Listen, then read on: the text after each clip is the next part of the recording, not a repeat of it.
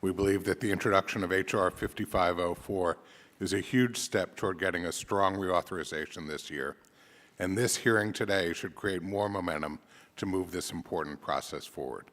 It's important to the nation's children and to the nation's future to move expeditiously to strengthen the programs.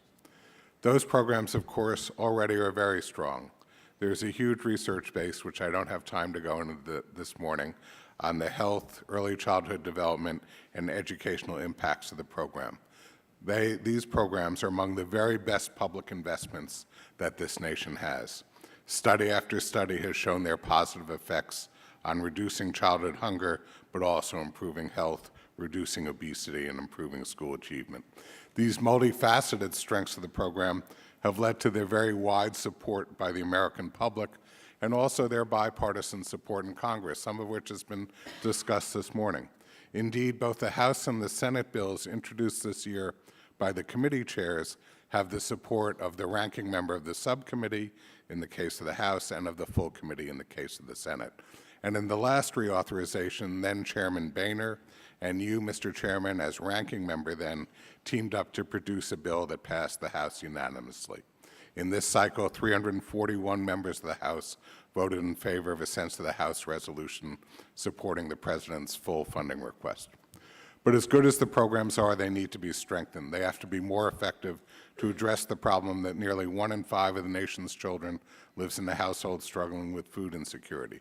17 million kids in the most recent data live in such households, and the evidence is substantial that that has negative effects on children's health, mental health, and learning.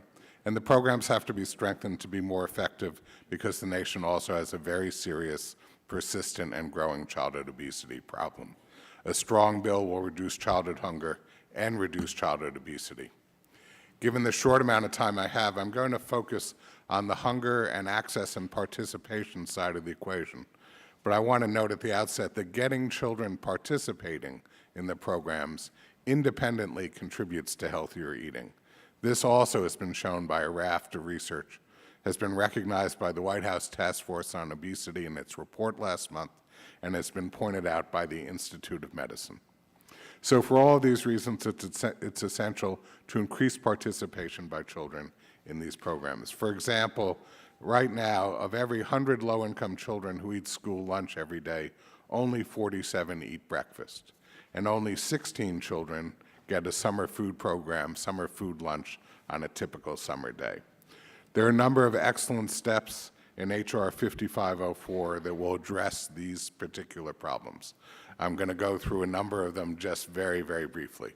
We applaud the provisions that allow schools in high-poverty areas to offer free meals to all students without collecting paper applications, that provide competitive grant funds to promote the expansion of school breakfast, that improve direct certification from SNAP and Medicaid to school meals, which reduces red tape while getting more children who are already eligible in participating in the programs, provisions that lower the area eligibility test for summer food to 40% in rural areas, the letting schools provide meals after school on weekends and on school holidays, adding the option, which hasn't been mentioned this morning, of serving an additional meal or snack to children who are in child care for more than 8 hours a day, strengthening policies to prevent the overt identification of low-income children who do participate in the meal programs, and reducing paperwork and simplifying program requirements in CACFP and in WIC.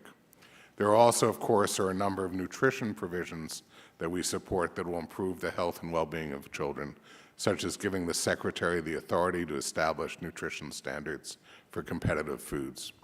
These all are excellent steps, and we do urge that some of them be expanded further. Some of the provisions in the bill are authorized only for a limited number of states, and we will be seeking, as the process goes forward, to get broader coverage to reach more states.